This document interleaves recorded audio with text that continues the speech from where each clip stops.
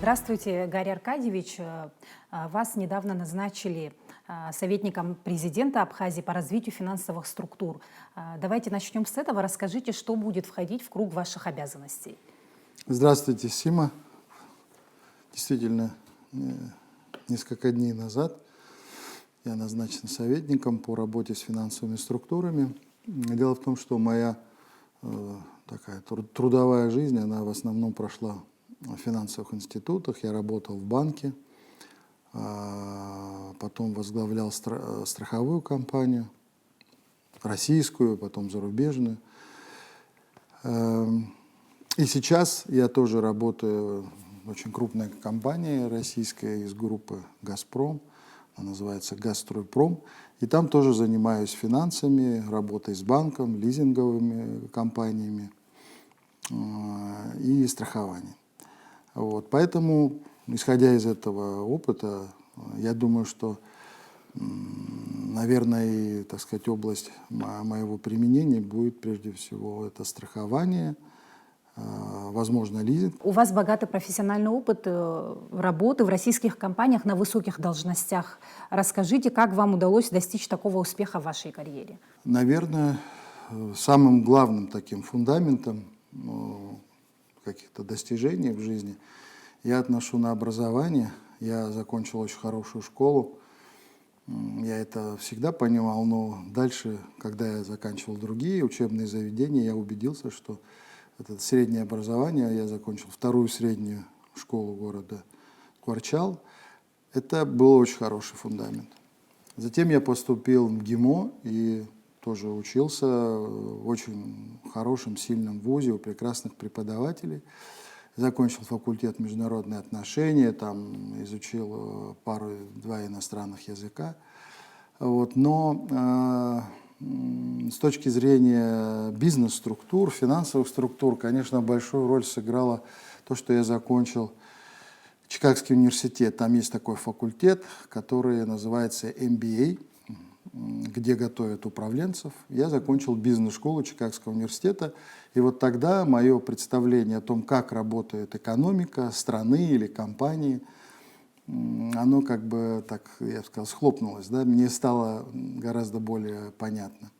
Вот. И вот мне кажется, что эти образования, оно, конечно, сыграло серьезную роль, потому что оно способствовало моему росту и пониманию процессов и умению принимать правильные решения. 10 лет назад, может быть, я ошибаюсь, вы входили в топ-500 лучших руководителей в Российской Федерации. Вы сейчас следите за этим рейтингом?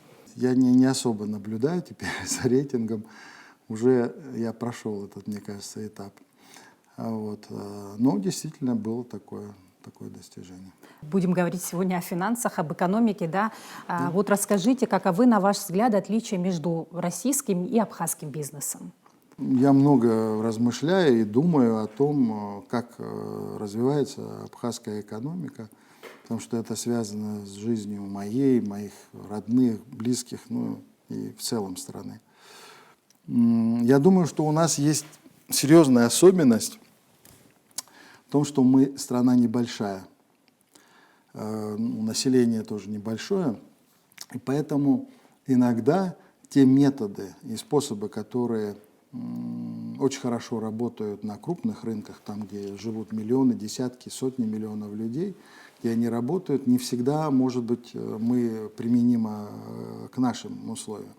Но в целом такие, как сказать, общие понятия, общие стимулы для экономики, они, конечно, в общем-то, похожи.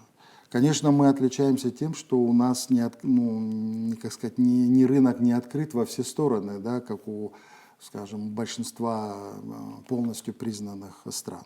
У нас есть ограниченный круг признанных стран, откуда могут приходить инвестиции, опыт, с кем мы можем торговать, так сказать, да, заключать соглашения и так далее.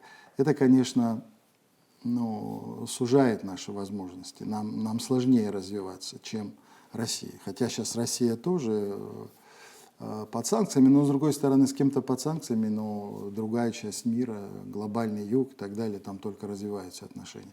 Поэтому я думаю, это размер рынка прежде всего и все-таки вот наша, по сути дела, такая полузакрытость, что не очень хорошо, конечно, для экономики. Если вот вспомнить о том, как развивалась банковская система на постсоветском пространстве, да, какова была роль иностранных банков и как изменилась ситуация сегодня?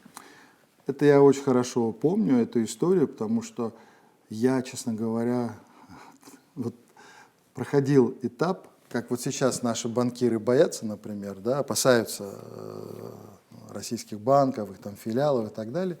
То же самое происходило в России. И 30 лет российский финансовый рынок был закрыт для иностранных банков, я имею в виду для создания филиалов. Дочерние банки создавались, и так как я работал в банке, в котором были акционеры бельгийцы, вот, я бывал в Бельгии, в общем, я отвечал, по сути дела, за работу с ними, потому что я знал французский язык, они были тоже франкоязычными. Вот, и, конечно, у меня было такое впечатление, что вот есть очень крупные банки иностранные, российский рынок привлекательный для банковского бизнеса, потому что у нас есть большая экспортная выручка, по крайней мере, да, от нефти, от газа, от металла и так далее. В общем, банки это привлекает, потому у нас всегда была хорошая рентабельность в банковском секторе, кстати, остается даже сейчас. Вот, и было у меня такое представление, когда я видел вот этих банкиров в банке, бывал на конференциях, у меня было полное впечатление, что крупные банки иностранные придут в Россию, что у них есть источники денег, да, так называемые пассивы, очень дешевые, вот, и так называемые длинные, то есть на большие сроки. В России всегда это были более дорогие деньги и на короткие сроки, которые привлекались. И мне казалось, что огромная вероятность того, что вот эти крупные иностранные банки, они поглотят или огромную долю рынка финансовых услуг в России. Мне казалось, что они именно так будут действовать, что они будут демпинговать. То, чего сегодня боимся сегодня, мы. да, о чем мы говорим сегодня. Это да? полная, так сказать, параллельный перенос в жизни. Вот. Но этого не случилось. Эти банки пришли, они, естественно, проводили операции, они приносили какие-то новинки, технологии и так далее, но никаких они особых дешевых ресурсов не привносили. В общем, ничего такого не было. Но баланс как удалось сохранить? Вот такой, Дело в том, что любой местный бизнесмен, это будет банкир или будет строитель, не знаю, там, фермер, не имеет значения, всегда имеет преимущество у себя на земле. Он лучше понимает, как устроена экономика, у него лучше связи с различными, так сказать, организациями, структурами. Вот. И это очень ценно на самом деле оказалось. Так могу сказать, что до, в общем, в какой-то степени разрыва отношений с финансовыми институтами, да, если взять период до вот такого обострения международной такой обстановки вокруг России, до этого банки и вообще финансовые институты иностранные практически проиграли конкуренцию крупным российским банкам. Там, не знаю, частному банку «Альфа» или Сбербанку, там, ВТБ и так далее. Проиграли именно в технологиях, в умении и в понимании рисков. Я работал генеральным директором российской компании, но, так сказать, которая принадлежала крупнейшей страховой компании мира, одной из крупнейших страховых компаний мира, Zurich Financial Services. И я могу сказать, я там проходил стажировку достаточно долго, почти 3 месяца я провел, с какими-то перерывами.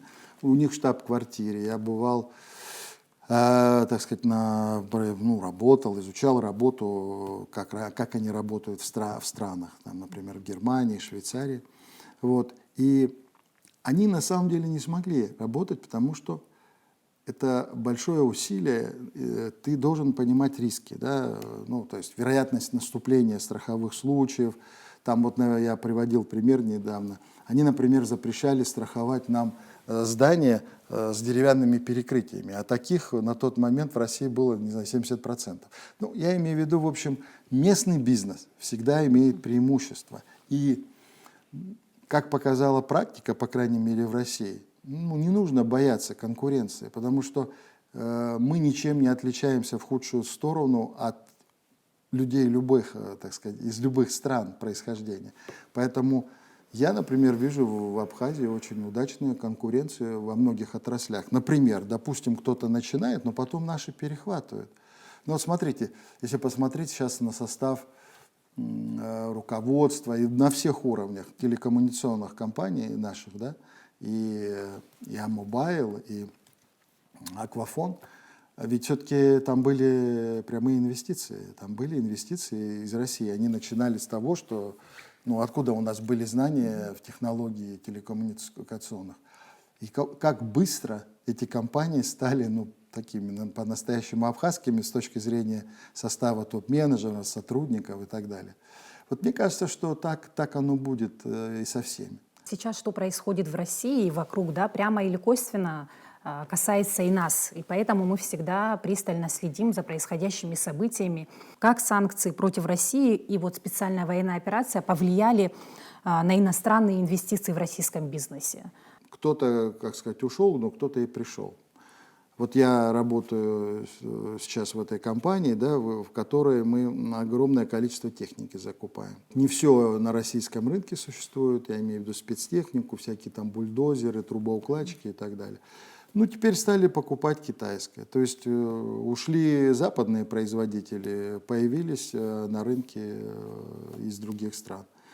Финансовый сектор, как говорится, не заметил потери бойца. Он настолько в России усилился, окреп за последние годы, что, как сказать, особо я не вижу таких проблем в работе. Ни банки не рушатся, ни люди не страдают, там, вкладчики и так далее.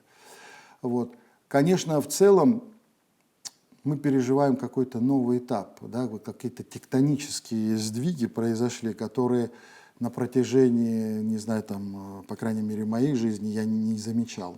И вот я понимаю, что время от времени на нашей планете вот такие тектонические сдвиги, которые похожи на какие-то крупные землетрясения, происходят.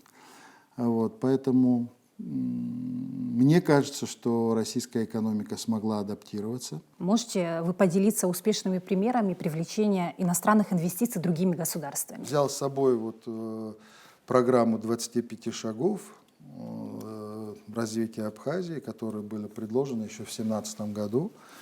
Вот. И, кстати, освежил ее, так сказать, в памяти, хотя я принимал такое активное участие в ее разработке, в работе рабочих групп. Вот. Но и есть в этой программе, которая была и опубликована, и обсуждалась, там есть примеры работы инвестиционных корпораций в странах и в Чили, и в Черногории.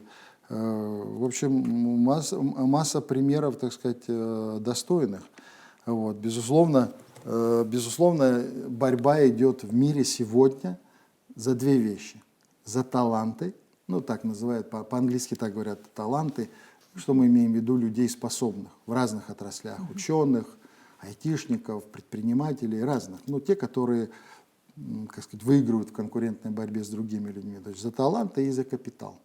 Почему-то капитал в какие-то страны приходит, а в какие-то страны идет плохо и так далее. У нас есть развитие. И я думаю, что если объективно сказать, да, за тот момент, с того момента, как наша страна создалась, государство было, так сказать, вновь основано, я думаю, что у нас есть большие успехи, которые иногда, когда ты живешь внутри, не совсем замечаешь. А так как я сейчас последние годы я жил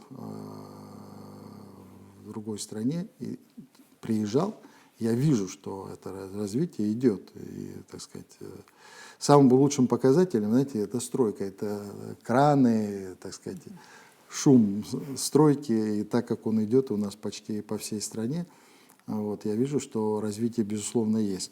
Сейчас я еще раз освежил в своей памяти вот эту программу 25 шагов. и прочитал соглашение, проект соглашения между правительством Российской Федерации и правительством Республики Абхазия об осуществлении российскими юридическими лицами инвестиционных проектов на территории Республики Абхазия. Очень, на мой взгляд, это актуальная для нас тема, она всегда была актуальной, но если мы хотим развиваться, да, если мы не хотим быть закрыться в собственном коконе и жить практически на одном и том же уровне, я думаю, что вопрос о привлечении инвестиций и как какие-то страны становятся богатыми и процветающими, а какие-то прозябают, я думаю, что это все правительства мира об этом думают, экономисты, общество, все думают, и наше общество об этом думает. Идет дискуссия, да? Часто политизированная, но в большинстве случаев она имеет под собой почву. Естественно, никто не обладает этой волшебной палочкой, ответом на все вопросы, да, гениальные. Если такие были, то это было бы здорово, но на самом деле, мне кажется, это хорошо и нормально, когда идет дискуссия о том, как. Ведь никто не ставит вопрос у нас, а вообще нам нужны инвестиции? Нет, все говорят «да». И те люди, которые за, и те, которые против, говорят, да, инвестиции нужны. Речь идет о том, как их привлечь, каким образом, какие инвестиции, в какие отрасли, в какой географии, на каких условиях. С одной стороны, нам нужны рабочие места, доходы в бюджет. С другой стороны, нам нужно, чтобы какие-то крупные бизнесмены, более опытные, более общие, не подмяли наш бизнес. Да? И вот здесь, конечно, нужны меры и по поддержанию нашего бизнеса, но и по привлечению, на мой взгляд, прямых иностранных инвестиций. Какова ситуация сейчас с иностранными инвестициями в Абхазии? И что, по вашему мнению, тормозит этот процесс и на что государству следует обратить внимание в этом вопросе? Сейчас я говорю прежде всего о прямых иностранных инвестициях, которые отличаются от того, что просто абхазский бизнесмен взял заем в абхазском или российском банке и построил свой бизнес. Это все-таки немножко другое. А прямые иностранные инвестиции – это когда иностранное юридическое лицо или физическое лицо приходит в Абхазию и создает бизнес. Я привел пример. На мой взгляд, это были прямые иностранные инвестиции. Это две наши телекоммуникационные компании. Сейчас пример строительства гостиниц, которое уже совершилось. Я был, по-моему, в прошлом году, да, Чимчире гостиницу открыли. То есть, на мой взгляд, примеры позитивные. И для меня лично в инвестициях я на первое место ставлю даже не доходы бюджета, хотя это, конечно, очень важно, и не зарплаты и квалифицированные рабочие места с белой зарплатой для граждан Абхазии.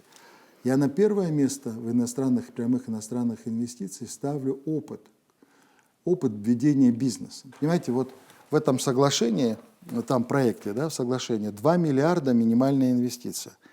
Та компания, которая приходит в Абхазию с минимум 2 миллиардами инвестиций, точно обладает хорошими бизнес-практиками, серьезной информационной системой, квалифицированными сотрудниками и так далее. То есть она нам может привнести, на мой взгляд, положительный опыт, что даже важнее, чем деньги. Деньги люди зарабатывают. Да?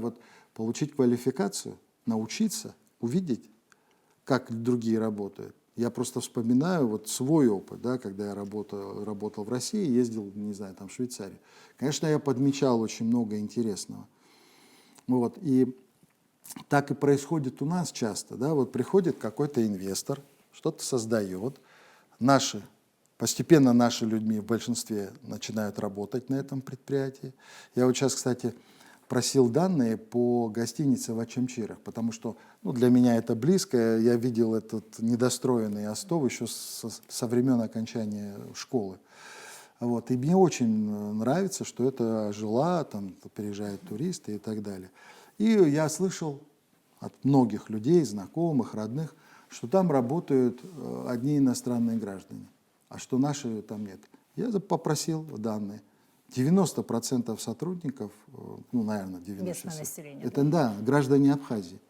Вот, поэтому это все так происходит. В Москве создавались гостиницы, там Мариот, Шератон и так далее. Сначала все были иностранцы, не знаю, кроме горничных. Вот, и даже руководители горничных были иностранцы. Но через год, через два это уже были российские граждане, причем на всех уровнях. Ну, там пару иностранцев оставалось, и все. Я работал в компании «Цюрих».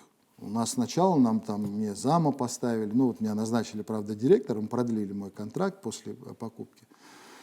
Вот, но, тем не менее, там мне прислали там зама, ну, через какое-то время опять 95% сотрудников были граждане России. И мне кажется, что у нас то же самое происходит. Любой инвестиционный проект возьмите, там происходит. А если не происходит, на мой взгляд, это задача нашего правительства для того, чтобы с самого начала говорить инвесторам, говорить о том, что для нас это очень важный момент, для того, чтобы они это знали. Оно происходит и само по себе, такой процесс, что местные люди замещают иностранцев. Но для того, чтобы обозначить эту позицию, очень часто я видел такие соглашения инвестиционные, где указывается, что в первый год ты можешь иметь, там, не знаю, 50 или 25% граждан страны, на следующий год только 50, на следующий год только 75. Причем на разных уровнях управления. И если я как инвестор знаю, что через год мне предстоит отчитаться, что у меня на верхнем уровне топ-менеджмента, условно говоря, из 20 человек должно быть 4 местных, да, гражданина, я найду этих людей. У нас абсолютно талантливые, хорошие ребята, девушки, я их в конце концов отправлю на стажировку к себе в головной офис, где там он у меня находится, они обучатся и приедут. То есть выход всегда можно найти. Конечно, нет, этот сигнал очень важный. Кстати, и вот в этом соглашении я прочитал про квотирование там, и рабочих сил, но так как об этом так вот четко не сказано, просто квотирование, то есть есть механизм, каким образом мы можем этого добиваться. Поэтому это опасение, что придут инвесторы, привезут с собой всех, так сказать, не граждан Абхазии, а мы будем ходить там и облизываться. Это, во-первых, опыт инвестиций, которые сегодня существуют, тех предприятий, которые есть. Их немного совсем в Абхазии, честно говоря, конечно. Вот. Но то, что я видел, то, что я знаю, все-таки такой процесс подходит. Но я считаю, что правительство должно этому уделять очень большое внимание. Как и поддержки мелкого и среднего бизнеса. Потому что у нас в основном все-таки бизнес мелкий и средний. Да? Ну, если взять бизнесменов крупных у нас не так много, а вот средних побольше. Чтобы их как бы не придавило. Да? Вот такой момент бывает. Да? То есть конкуренция, наверное, в Очимчире очень выросла. Да? После того, как достроили эту гостиницу, запустили. Я вас уверяю, тот, кто хочет жить там, не знаю, в 20-этажной гостинице, и тот, кто хочет жить в маленьком отеле, это разные клиенты. И найдутся и там, и там. Но и вот этой нашей программе 25 шагов, да, которая практически полностью отражает мое мировоззрение экономическое, она достаточно большая, это не так ее как бы прям вот легко иногда понять, но я думаю, что это хорошая работа для начала. Да, это, по сути дела, как первая глава книги. Да, дальше должны развить это структуры правительственные прежде всего. Вот. И я думаю, что вот эти моменты нужно учитывать, но если на одну чашу положить минусы, какие-то минусы этих прямых иностранных инвестиций, а на другую плюсы, я все-таки склоняюсь, что плюсов больше. Когда говорят, что они не заплатят налоги, а как же НДФЛ? Это налог на зарплату. Зарплаты-то будут платить, там будут работать в огромном большинстве наших граждан. Значит, налоги все-таки будут. Но еще раз повторяю, я вот вернусь к своей этой идее и мысли, что я считаю, что даже это важнее, хотя, конечно, это очень важно, поступление в бюджет, это то, что наши сограждане будут ознакомливаться с лучшими практиками, которые не всегда их есть где подчеркнуть. Откуда бы мы взяли опыт работы этих компаний телекоммуникационных. Ну, у нас же их не было. Или когда, я помню, создался, по-моему, это был первый отель в Абхазии, там 4 звезд, Алекс, например, да, в Гагры. Он же задал новую планку. А теперь посмотрите, в Гагры уже отели в Гагры, и все, кто с ними конкурируют, на наши там, средние гостиницы, небольшие, они все уже как-то подстраиваются, чтобы человек, который захотел отдохнуть в Абхазии, чтобы он выбирал Алекс с его, условно говоря, ценами, там, тем, пятым, десятым, и отелем местным.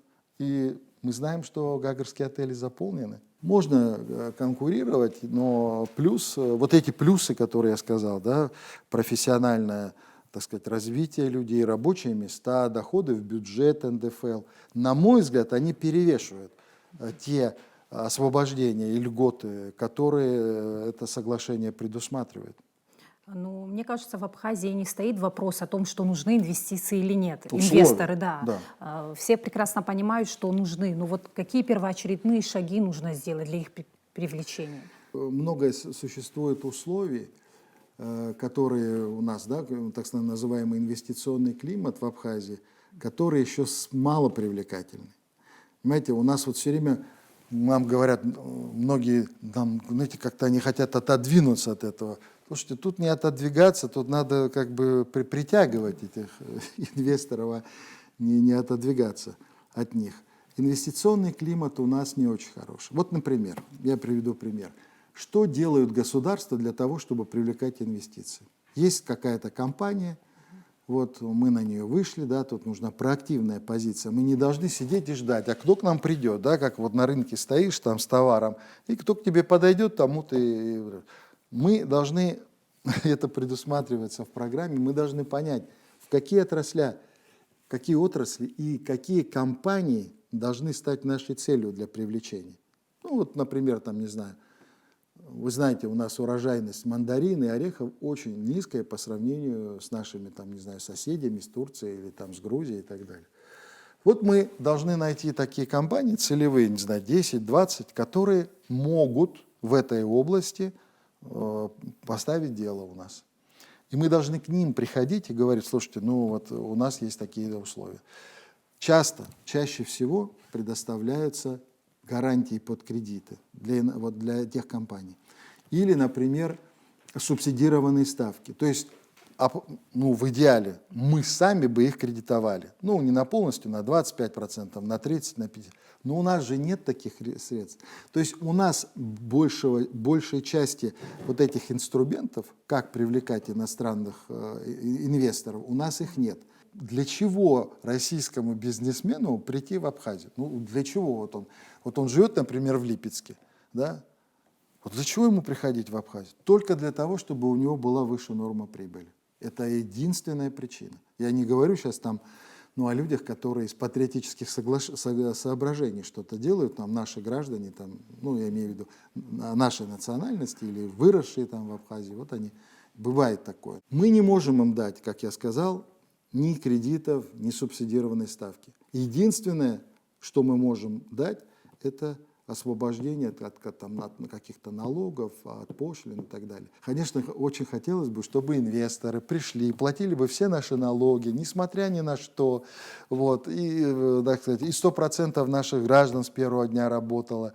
Вот. Но так в мире не бывает, такой практики нет. Для того, чтобы ты привлек инвестиции, тебе нужны стимулы.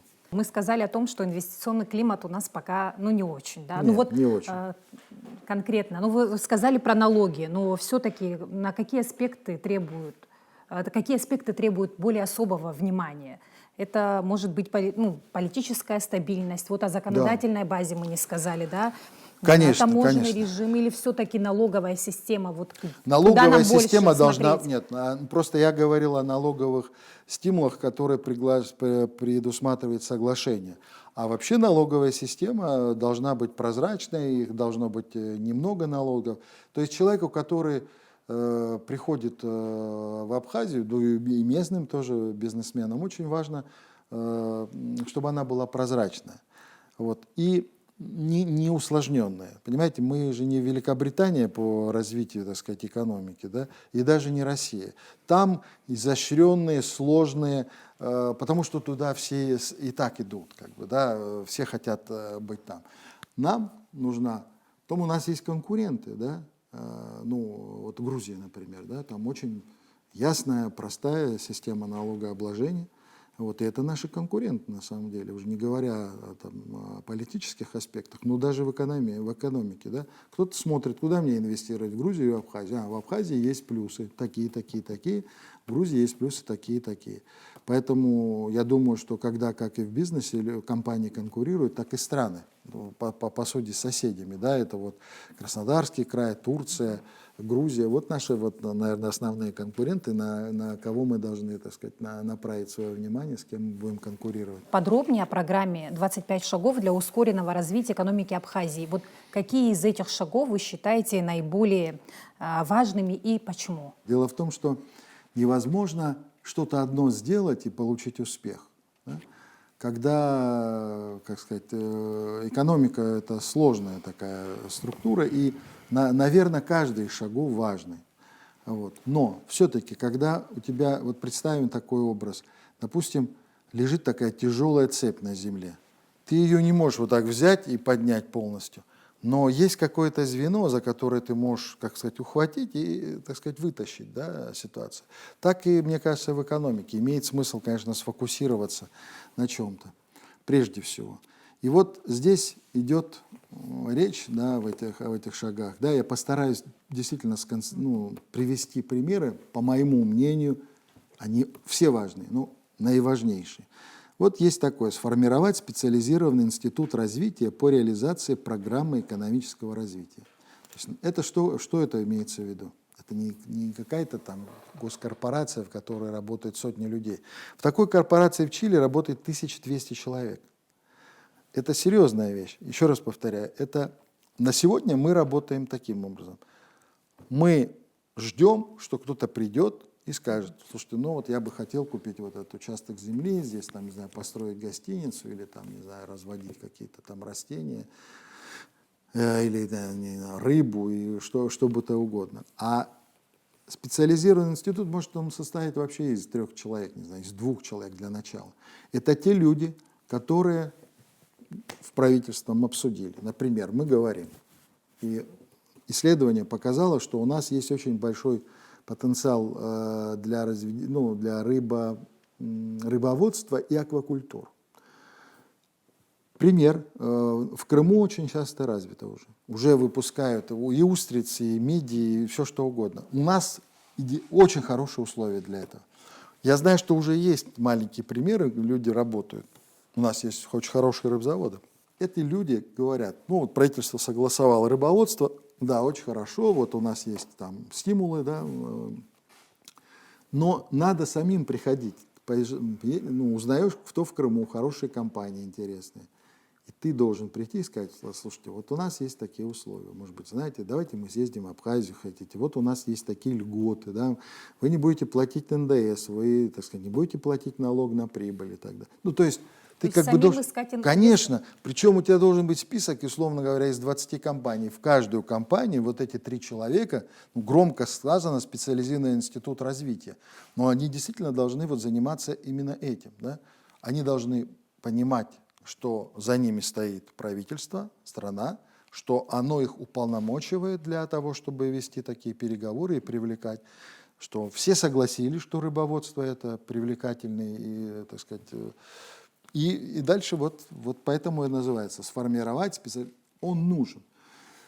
Я думаю, что у нас есть люди, которые этим занимаются, но они не занимаются этим вот целенаправленно каждый день. Это первый шаг. Дальше. Сформировать перечень целевых инвесторов в приоритетных отраслях. Выбрали мы плодоводство, производство ягод. Сформировать перечень целевых инвесторов. Мы должны найти тех, нам не надо их тысячи. У нас маленькая страна, у нас мало земли вообще, у нас 4000, где вот сейчас вот остальное горы, например, да? Вот. Но целевые должны быть, да? И желательно по разным, так сказать, регионам. Конечно, лучше, на мой взгляд, лучше вот стараться в Восточной Абхазии. Но там оно и, кстати, развивается. Даже без особой там поддержки, там, без инвестиций, я имею в виду иностранных, уже развивается, уже выращивает и клубнику, и голубику. А это рынок, который очень быстро растет. И который и специалистами был признан как один из приоритетных, который стоит. Третий шаг. Разработать систему кастомизированных стимулов для инвестора. Кастомизированные — это, такое, тут много англицизмов иногда. Это, такие специальные условия, специальные стимулы, да, которые вот этим инвесторам прежде всего их интересуют. Еще раз говорю, у нас их немного, к сожалению. Что мы можем? Мы можем освободить от налога, к электричеству подключить, да, освободить там, не знаю, если там земельный участок, чтобы их там не тревожили. Вот это и есть вот эти стимулы для инвесторов. Четвертый шаг. Разработать стратегию, портфель инструментов стимулирования экспорта. Тоже это очень важно. У нас же рынок маленький. Например, мы стали выращивать рыбу, не знаю, там эти морепродукты, ягоды. У нас хороший, но у нас внутренний рынок их не сможет переварить.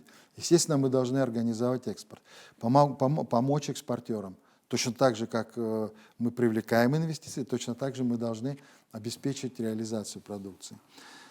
Дальше. Обеспечить разработку республиканской инвестиционной карты. Что предусматривает это соглашение? Специальный перечень приоритетных проектов с участием крупных иностранных инвесторов и организовать комплексное сопровождение, консьерж-сервис инвесторов, организаторов приоритетных проектов.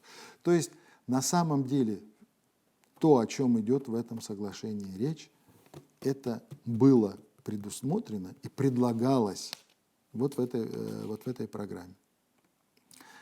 Поэтому эти 5 моментов очень важны. Есть еще один момент, на мой взгляд, очень важный, я хотел бы о нем сказать, который, наверное, мы не осилим пока. Просто нужно больше мышц в государственном организме. Есть такой момент, видите, предложение. Разработать процедуру, 3-летний план 100% легализации существующей практики неформального владения земельными участками и объектами недвижимого имущества. Что он говорит? Слушайте, мы знаем, что в Абхазии свободных участков нет. Нет, они обязательно кому-то принадлежат, формально или неформально. Эти консультанты говорят: слушайте, вы формализуете это. Если это принадлежит этому, и государство не может там никак иначе сделать, вы лучше это формализуйте, лучше пусть оформят эти люди землю. Будут платить небольшие, но налоги, а самое главное, инвесторам, да, будет понятно, к кому обращаться. Да, не из-за угла будет выходить человек, а он, вот он владелец. Конечно, это тяжелое мероприятие, на мой взгляд, да, зная наши реалии, это тяжело. Может быть, в будущем. Но без этого будет очень сложно. Нам все время будет нужно этих инвесторов сопровождать, я имею в виду. Для них помогать им разбираться этими земельными участками и так далее. Я считаю, что это важный пункт, который, наверное, может быть, на сегодня его сложновато, так сказать, реализовать. Я считаю, что то, что я перечислил об инвестициях и перечисленные вопросы, на мой взгляд, это самое главное, что сделать. Выше вы говорили о том, что привнесение современных технологий и развитие человеческого капитала являются важнейшими эффектами прямых иностранных инвестиций. Как вы видите реализацию этого в контексте Абхазии? У нас есть много все-таки рычагов, да, на влияние на инвесторов. Мы можем им давать очень хорошие условия, прекрасные условия и по сроку, и освобождение этих налогов. Но мы должны очень хорошо понимать, что мы приглашаем других людей вести хозяйство у нас не для того, что мы тоже... Они о нас не пекутся, мы о них. Мы хотим иметь доходы в бюджет, мы хотим, чтобы наши сограждане получали зарплату белую, и мы хотим, чтобы они лучшие практики, так сказать, для себя находили. Поэтому с самого начала об этом надо говорить и уделить внимание то, что я уже об этом говорил. Я просто считаю, что это главный фокус о том, чтобы наши сограждане были на всех уровнях управления. Еще раз говорю, может, не с самого начала, каких-то профессий у нас бывает нет. Значит, за год, за два можно подготовить. Я думаю, что я бы на этом прежде всего концентрировался. Это решает вопросы человеческого капитала. Вот, а дальше из этого человеческого капитала, из тех сотрудников, которые работают в компании, всегда найдется около 5%, как показывает мировой опыт, которые подсмотрят, узнают, соберут денежки, возьмут в банке кредит и сделают свой бизнес. Таким образом, это будет и способствовать развитию наших предпринимателей. Получается, что работа в компаниях с иностранными инвестициями может способствовать профессиональному росту и накоплению опыта. Вот как вы оцениваете потенциал создания новых предприятий гражданами Абхазии после накопленного опыта в этих компаниях? Чаще всего эти инвесторы имеют партнеров, да, в наших местах. У кого-то земельный участок, кто-то внес свой земельный участок в общее дело, кто-то имеет, так сказать, опыт, связи, там, дружеские какие-то, приходят друзья, приезжают и хотят себя более комфортно чувствовать в незнакомой все-таки среде. Или даже я устроился на работу туда, да, я изучаю более современные бизнес-процессы. Еще раз повторяю, те, которые 2 миллиарда имеют возможность инвестировать в экономику, это значит крепкие предприятия.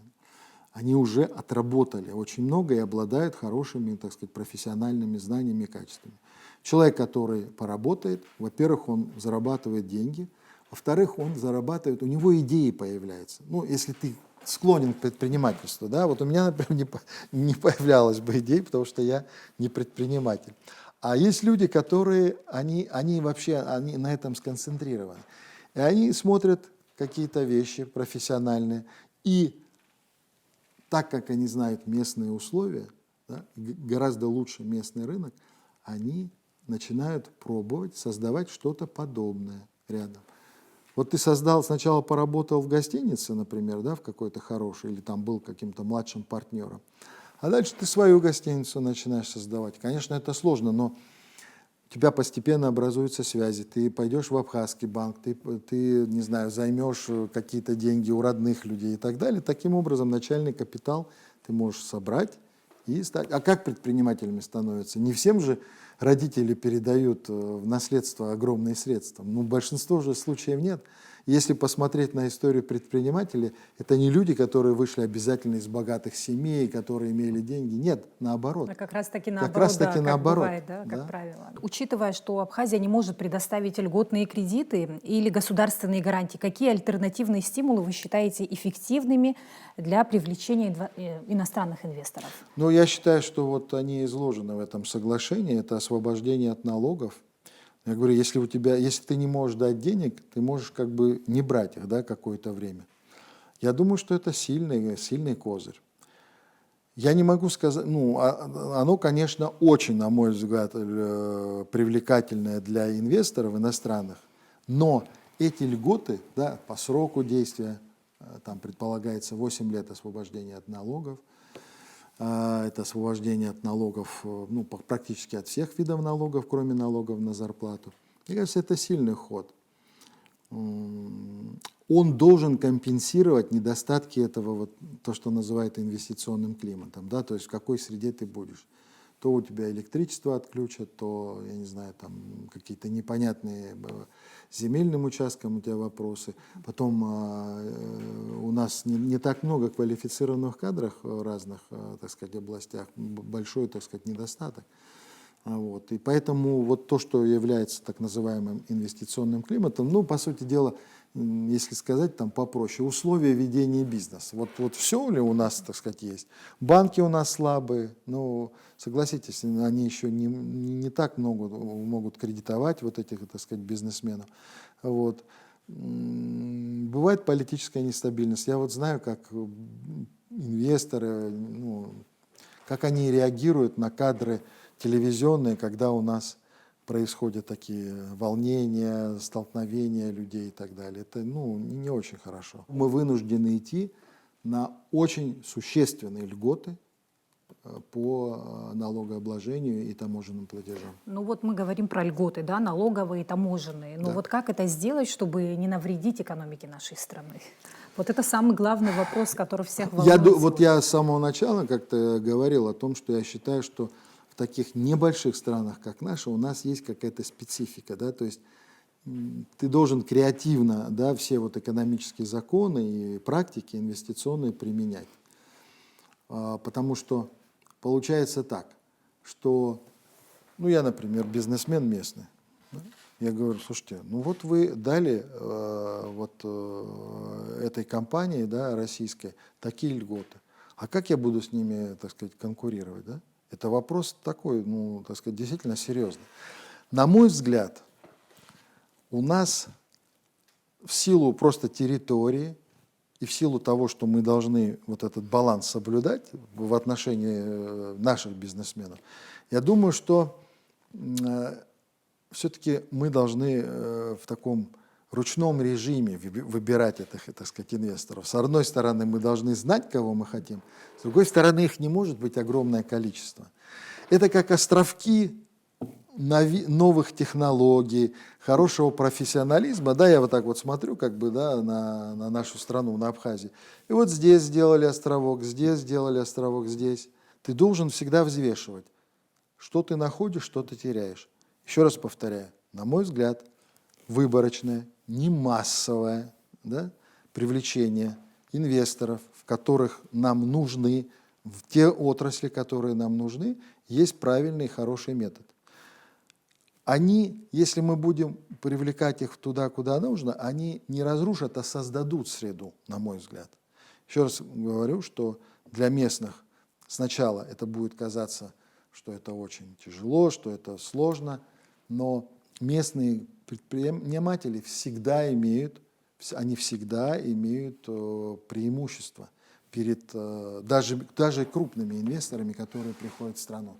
И я думаю, что нашим предпринимателям из всех сил надо помогать. Просто наш бюджет ограничен, наша банковская система не обладает огромными капиталами. Но мы должны все равно вот этих вот наших местных думать прежде всего, как их взращивать, как им, так сказать, помогать. Ну, вот есть соглашение. В этом соглашении, условно говоря, Россия подумала о своих инвесторах. Мы, с другой стороны, подумали, как, так сказать, привлечь иностранных инвесторов. Я вам говорю, что у меня не возникает сомнений, что нам эти инвесторы нужны. Но, с другой стороны, мы должны думать и о собственных этих предпринимателей. Но, на мой взгляд, у нас все-таки есть кое-какие программы, я вот знаю знакомых, которые получили гранты. То есть они, условно говоря, там 70% вклада, 30% грант получают. Грант – это бесплатная сумма, которую ты не должен возвращать, просто тебе дают для реализации проекта. Конечно, надо из кожи вон лезть для того, чтобы льготное кредитование давать собственным бизнесменам. Здесь будут большие потери. Практика показывает, что более 50% из кредитов среднему бизнесу не возвращается. Но иначе их не вырастить. Да? Это же очень здорово, когда существуют люди, которые хотят что-то создать. Поэтому это некий баланс. С одной стороны, ты должен привести ограниченное количество квалифицированных инвесторов, не просто людей с деньгами, понимаете? Вот не просто, который человек пришел, у него там много денег. Нет, он может что-то интересное принести, и мы можем это научиться, скопировать и сами потом, так сказать, перехватить, да, так сказать, эту инициативу. С другой стороны, невозможно оставлять без внимания наших, так сказать, бизнесменов, которые, конечно же, тоже бы мечтали иметь такие, так сказать, да, освобождения от налогов, только непонятно тогда, как из государства будет существовать, если никто не будет платить налоги. Но тут же нужно понимать, что от налогов освобождается иностранный инвестор только на определенное время, Конечно, да, получается? да. Он будет платить налог. Это называется НДФЛ, налог на доходы. Да? Когда ты зарплату платишь кому-то, ты с этой суммы платишь налог государству. Они будут эти налоги платить. Они не будут платить НДС. Конечно, это существенно. Если бы они платили и прям стадом шли на нашу экономику, это было бы, может быть, очень здорово, но так не происходит. Ну, посмотрите, 30 лет, у нас что, много инвесторов? Все инвесторы, которые у нас есть, были приведены какими-то личными связями, там, работой руководства правительства, государства и так далее.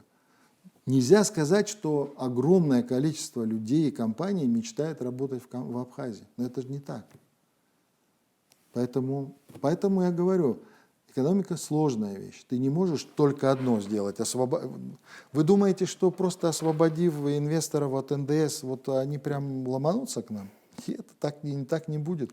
Все равно их надо будет уговаривать, предоставлять сопровождение там, и так далее. Вот то, что в этих шагах написано. Ну как мы живем, например? Ну просто как люди живут. Сначала они что-то зарабатывают, да, потом что-то основное покупают, да, ну, не знаю, там, одежду, какую-то базовую вещь, да, ты же не покупаешь сумку Шанель, ты же не начинаешь с этого, да, если ты вообще первую зарплату заработал.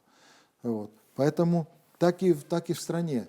Мы хотим медицину хорошую, социальную поддержку, пенсии. Ну, это нормально. Потом мы же жили в достаточно развитой стране СССР, да, у нас есть, ну, я, по крайней мере, жил, и у нас есть, мы смотрим в это в прошлое, как оно было, там, и мы хотим лучше. Вот. Но как сделать? Мы независимая страна. Мы должны сами себя обеспечивать. Мы же не можем быть студентами, да? Вот. Поэтому нам надо научиться зарабатывать. И вот эта вся дискуссия в обществе, которая идет, она о том, как нам научиться зарабатывать, как лучше зарабатывать, как правильнее зарабатывать, как развивать людей. Развитие людей, человеческий капитал – важнейшие условия успеха. Потому что деньги есть, в принципе, да, капитал в мире есть. Он просто вот смотрит на землю, на разные страны и думает, куда мне лучше пойти. И вот надо сделать так, чтобы к нам было лучше пойти. Вот. И тогда мы из этого капитала будем зарабатывать и будем создавать страну с хорошей, не знаю, дорожной инфраструктурой, с пенсиями, с медициной, наукой, образованием. Все то, что нужно для современной успешной жизни. Спасибо большое, что нашли время и ответили на наши вопросы. Спасибо вам. Я думаю, что, еще раз повторюсь, может быть, что большинство людей в разных странах, маленьких и больших, думают о том, как улучшить жизнь. И это сложные вопросы. Мне кажется, что лучше иногда ошибиться и идти вперед, вот, можно поправить, чем отгораживаться от мира, не делать эксперименты, не пробовать. Вот это я хотел бы сказать, потому что это соответствует моей жизненной практике и моему мировоззрению. Спасибо вам.